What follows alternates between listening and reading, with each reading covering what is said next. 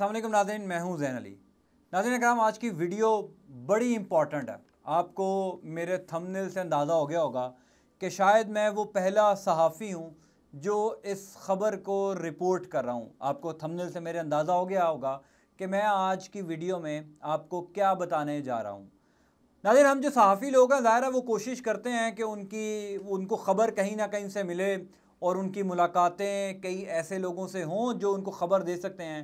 नवाज़ शरीफ साहब, मुझे याद है जब जेल के अंदर थे तब भी कई सहाफ़ियों ने नवाज़ शरीफ साहब से जेल में मुलाकात की थी और उसके बाद कई ख़बरें आई थी। अब साद रिज़वी साहब, जो तहरीक लब्बैक पाकिस्तान के अमीर, जो जेल में इस वक्त मौजूद हैं, कोट लखपत जेल में, मैंने काफ़ी दिन से कोशिश कर रहा था कि किसी तरीके से उन तक कोई रसाई हासिल की जाए और उनसे मुलाकात की जाए। अब ज़ाहिर है कि मैं कोट एंड कोट अपना सोर्स आपको नहीं बता सकता, लेकिन आज मैंने अपने इस मकसद में मैं कामयाब हुआ और किसी हमारे दोस्त भाई ने हमारी मुलाकात जो है वो अरेंज करवाई और मैं कोट लखपत जेल आज गया।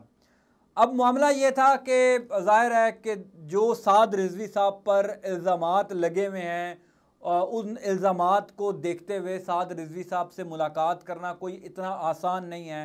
हुकूमत की तरफ से कोई पाबंदी नहीं है, लेकिन कानूनन जो है वो उनसे मुलाकात करना आसान नहीं है। लेकिन ये याद रखना है कि कानून हर कैदी को इजाज़त देता है कि वो जिसको चाहे मिल सकता है। अब साद रिज़वी साहब भी इस बात के गवाह हैं और जिन लोगों ने, जिन सोर्स ने मेरी मुलाकात करवाई है, जो सोर्स मुझे कोट लखपत जेल लेकर गए, वो भी इस बात के गवाह हैं कि हमारी मुख्तसर आज एक मुलाकात हुई। जिस जगह पर मुलाकात हुई, यानी कोट लखपत जेल के जिस कमरे में मुलाकात हुई, वो मैं आपको नहीं बता सकता। लेकिन असल बात ये है, इस सबसे ज़्यादा इम्पॉर्टेंट ये है कि ख़बर क्या है, मामलात क्या हैं, साद रिज़वी साहब से किन उमूर पर गुफ्तगू हुई है, ये सबसे इम्पॉर्टेंट है। देखिए, बड़ा मुख्तसर टाइम था मेरे पास भी और ज़ाहिर है जिन्होंने ये मुलाकात अरेंज करवाई थी उन्होंने भी मुझे पहले बड़ा मुख्तसर टाइम दिया था। तो जो मुख्तसर मैं उनसे गुफ्तगू कर सका हूँ वो जानना ज़रूरी है। पहली बात तो ये, नाज़रीन कराम, कि साद रिज़वी साहब से मेरी पहली मुलाकात हुई आज। मैं इससे पहले कभी साद रिज़वी साहब से मुलाकात मैंने नहीं की, लेकिन आज की मुलाकात में मैं इस नतीजे पर ज़रूर पहुँचा हूँ कि साद रिज़वी साहब एक सियासी समझ बूझ रखने वाली शख्सियत है। 2018 में मैंने अल्लामा मौलाना खादिम हुसैन रिजवी मरहूम का एक इंटरव्यू किया था। उस टाइम मैं वक्त टीवी में था, नवाए वक्त ग्रुप में। जब इलेक्शन हुआ तो उसके फ़ौरन बाद मैंने अल्लामा साहब का इंटरव्यू किया और जो उनकी मस्जिद है, यानी जहाँ पे उनकी रिहाइशगाह भी है, वहाँ पर ये इंटरव्यू हुआ था। पीर एजाज अशरफी साहब भी गवाह हैं इस चीज़ के, मैंने उनका वहाँ पर इंटरव्यू किया था और वो इंटरव्यू भी अभी आपको यूट्यूब या कहीं पर भी मिल जाएगा। वक्त टीवी ने वो इंटरव्यू पब्लिश भी किया था।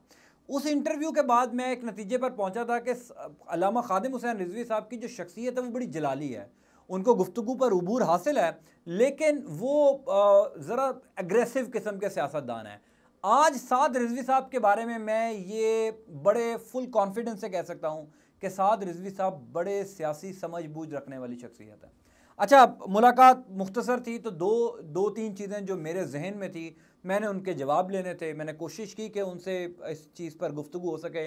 मुझे यकीन है इस इंटरव्यू के बाद बहुत रिएक्शन भी आएगा, लेकिन चूँकि मेरा काम है रिपोर्ट करना, मैं एक सहाफ़ी हूँ और मैं रिपोर्ट करता रहूँगा जो भी मेरे तक मालूमात आएगी और जो मेरे व्यूवर्स तक मुझे मालूमात पहुँचानी है। पहली चीज़ तो थी जो साद रिजवी साहब की रिहाई से मुतल्लिक थी कि हुजूर अभी तक साद रिजवी साहब की रिहाई मुमकिन क्यों नहीं हो सकी। साद रिजवी साहब का इस पे बड़ा कैटेगोरिकली एक स्टेटमेंट है जो कि मेरे सामने भी आया और मेरे साथ जो लोग मौजूद थे उनके सामने भी वो स्टेटमेंट आया। वो स्टेटमेंट ये था कि मैं खुद कैसे रिहा हो जाऊं जब मेरे कारकुनान इस वक्त जेल में हैं, मैं अपनी रिहाई कैसे ले लूं जब मेरे ऊपर हुकूमत ने दहशत गर्दी का इल्ज़ाम लगाया है। अब हुकूमत की जिम्मेदारी है कि पहले ये लेबल, ये इल्ज़ाम अदालत में साबित करे और मैं ये साबित करूंगा अदालत जाकर कि मेरे ऊपर जो हुकूमत ने इल्ज़ाम लगाया है वो गलत है। तो इस वजह से मुझे ये ऑफ़र हुई थी कि मैं अपनी रिहाई करवा लूं, यानी जो डील हो रही थी हुकूमत और तहरीक लब्बैक के दरमियान, मैं इस दौरान अब खुद रिहा हो जाऊं, लेकिन मैंने अपने कारकुनान को भी देखना है। मेरे कारकुनान इस वक्त जेल में हैं, मैं खुद रिहाई नहीं ले सकता। दूसरी चीज़ जो इम्पोर्टेंट थी जो उनसे मैंने डिस्कस की वो था फ्रांस के सफ़ीर की मुल्क बदरी। साद रिजवी साहब ने बड़ा कैटेगोरिकली मुझे ये कहा कि हम फ्रांस के सफ़ीर की मुल्क बदरी से एक कदम भी पीछे नहीं हटेंगे। उसकी वजह उनका ये कहना था कि इस वक्त मुल्क में एक ही मजहबी जमात है जो तहफ़्फ़ुज़ नामूस रिसालत के लिए सड़कों पर आई है। हमने मारें भी खाई हैं, लाठियाँ भी खाई हैं, हुकूमत की सख्तियाँ भी बर्दाश्त की हैं, लेकिन हम अपने मौक़िफ़ पर डटे हुए। लेकिन इसमें एक बड़ी इंपॉर्टेंट बात थी। वो इम्पॉर्टेंट बात ये थी कि उन्होंने, उनके बकौल जो उन्होंने मुझे कहा कि हमारा लॉन्ग मार्च का कोई इरादा नहीं था। हमने 20 अप्रैल को एक भरपूर एहतजाज करना था, हुकूमत को बावर करवाना था कि अपने मुआहदे पर अमल दरामद करें। वो मुआहदा जो आज से 2 महीने पहले हुकूमत ने हमारे साथ 4 महीने पहले किया था, उस पर अमल दरामद करें और हमने एहतजाज के बाद घर चले जाना था। लॉन्ग मार्च का फ़िलहाल इरादा नहीं था। हुकूमत को गलत रिपोर्ट पेश की गई कि शायद तहरीक लब्बैक लॉन्ग मार्च कर रही है, सड़कों पर आ रही है, इस वजह से मेरी भी गिरफ्तारी अमल में आई, तहरीक लब्बैक को बैन किया गया और ये सारा अमल जो हुआ। उन्होंने कहा कि हम चाहते थे हुकूमत पर दबाव डाला जाए, लेकिन हम आज भी अपने मौक़िफ़ पर खड़े हुए हैं। हम आज भी ये चाहते हैं कि फ़्रांस के सफ़ीर को मुल्क बदर किया जाए। सिर्फ करारदाद पेश करने पर इक्तफ़ा हम नहीं करेंगे, हम आखिरी हद तक कोशिश करेंगे कि फ़्रांस के सफ़ीर को मुल्क बदर किया जाए। तीसरा नाज़रीन कराम इम्पोर्टेंट मामला था मेरे पास उनसे डिस्कस करने वाला, जो साद रिजवी साहब के 2 ख़त आए हैं उस पर, चूँकि जो हमारे साथ मेरे साथ कुछ लोग मौजूद थे जिन्होंने मुलाकात अरेंज भी करवाई थी, वो भी इस चीज़ के गवाह हैं कि उस पर उन्होंने बड़ा मुस्कुरा कर मुझे जवाब दिया। मैंने कहा कि मुझे सिर्फ साद भाई ये बता दें कि वो जो 2 ख़त आपके आए जिसको हुकूमत की जानिब से सबसे पहले शेयर किया गया, सिर्फ ये बता दें कि वो ख़त आपके थे, और अगर आपके थे तो आपकी मजलिस शुरा ने उन खतूत को क्यों नहीं माना। तो उन्होंने मुझे मुस्कुरा कर जवाब दिया कि वो ख़त मैंने ख़ुद नहीं लिखे।